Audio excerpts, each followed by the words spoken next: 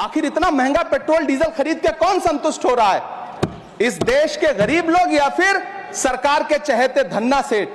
इतना महंगा बेच करके कौन संतुष्ट हो रहा है, गरीब जनता या आपके धन्ना सेठ दोस्त? सभापति महोदय, इस सरकार का बाजार और महंगाई पर कोई नियंत्रण नहीं रह गया है। चाहे देश में लहसुन 400 रुपए किलो बिक जाए, टमाटर 100 रुपए किलो बिक जाए, प्याज का दाम सुनकर आंखों में आंसू आ जाए, बच्चों की किताब और पेंसिल तक पर टैक्स लगाने वाले सरकार से मैं पूछना चाहता हूं कि आप मध्यम वर्ग का हितैषी बताते हैं खुद को, तो शर्म नहीं आती है? खुद को धार्मिक कहने वाली सरकार भगवान श्री कृष्ण के प्रिय खाद्य पदार्थों दही और मक्खन तक पर जीएसटी लगाती है और बात करती है मध्यम वर्ग की हिमायती होने की। जिंदा रहते हुए जनता से हर चीज पर टैक्स वसूलने वाली यह सरकार कम से कम मरने पर तो लोगों को बख्श देती, लेकिन नहीं, वहां भी लूटना है। अंतिम संस्कार के सामान, अगरबत्ती, धूप बत्ती, केवड़ा जल, चंदन पाउडर, जौ, बताशा, काला तिल, पंचरत्न, कपूर और कफन तक पर टैक्स लेने वाली यह सरकार किस मुंह से खुद को मध्यम वर्ग का हितैषी बताती है? कौन सी संतुष्टि, किसकी संतुष्टि? कदम कदम पर टैक्स देकर लूटने वाली जनता की, या फिर जनता से टैक्स वसूल करके धन्ना सेठों का खजाना भरने वाली सरकार की? किसकी संतुष्टि? सभापति महोदय, इसी देश की संसद में कभी स्वर्गीय सुषमा स्वराज जी ने कहा था कि जब देश की करेंसी गिरती है तब देश की प्रतिष्ठा गिरती है। सभापति महोदय, मैं इतिहास के पन्ने पलट रहा हूं, मुझे दो किरदार याद आ रहे हैं। एक तरफ निक्सन के 7वें बेड़े की धमकियों के सामने लोहे की तरह अडिग इंदिरा गांधी खड़ी हैं, तो दूसरी तरफ खुद ही नमस्ते ट्रंप का नारा लगाते हुए प्रधानमंत्री जी खड़े हैं। मेरे कानों में सुषमा स्वराज जी की आवाज गूंज रही है। बहुत कम बोलने वाले डॉक्टर मनमोहन सिंह ने बहुत ज्यादा बोलने वाले प्रधानमंत्री जी को जब देश की बागडोर सौंपी थी तो $1.58 का था, आज 85 से 87 के बीच में झूल रहा है।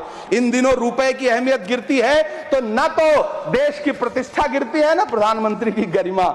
जिस देश में 80 करोड़ लोगों को 5 किलो राशन के लिए कतारों में लगना पड़ता हो, उस देश में यह सरकार 12 लाख तक के टैक्स न लेने के लिए अपनी पीठ थपथपा रही है।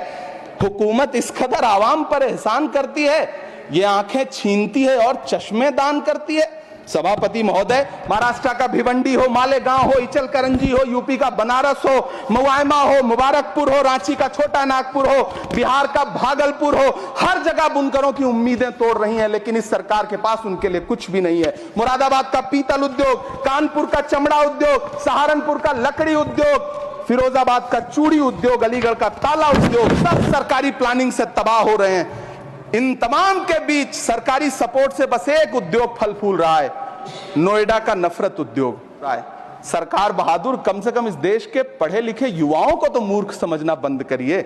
वो अब तिजारती पहलू निकाल लेता है, मैं कुछ कहूं तो तराजू निकाल लेता है, मैं इसलिए भी तेरे फन की कद्र करता हूं तो झूठ बोल के आंसू निकाल लेता है। सभापति महोदय, फिर झूठ आया है, मैं उसे मिथ्या कर दे रहा हूं। शायरी में बार बार आ जाता है, क्या करूं महोदय? नेहरू को कोसने से अर्थव्यवस्था नहीं सुधरेगी, उसके लिए डॉक्टर मनमोहन सिंह साहब की अर्थ नीति अपनानी पड़ेगी।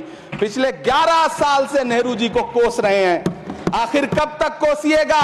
थोड़ा पंडित नेहरू जी के बारे में पढ़िए, तब पता चले कि पंडित नेहरू की शख्सियत का नाम है।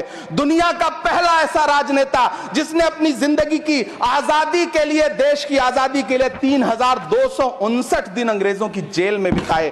पंडित नेहरू एक ऐसे महान शख्स जिनके पिता पंडित मोतीलाल नेहरू, जिनकी बहन विजय लक्ष्मी पंडित, जिनके बहनोई पंडित रंजीत सीताराम, जिनकी बेटी इंदिरा गांधी, जिनके दामाद फिरोज गांधी, सब ने अंग्रेजों से लड़ते हुए स्वतंत्रता आंदोलन में जेल काटी। आप किस मुंह से उनकी लकीर छोटी करने की बात करते हैं? नहीं कर पाइएगा, 7 जन्मों में नहीं कर पाइएगा, क्योंकि जिस्म की मौत कोई मौत नहीं होती है। जिस्म मिट जाने से इंसान नहीं मर जाते, धड़कने रुकने से अरमान नहीं मर जाते, सांसें थम जाने से ऐलान नहीं मर जाते। जिस्म की मौत कोई मौत नहीं होती।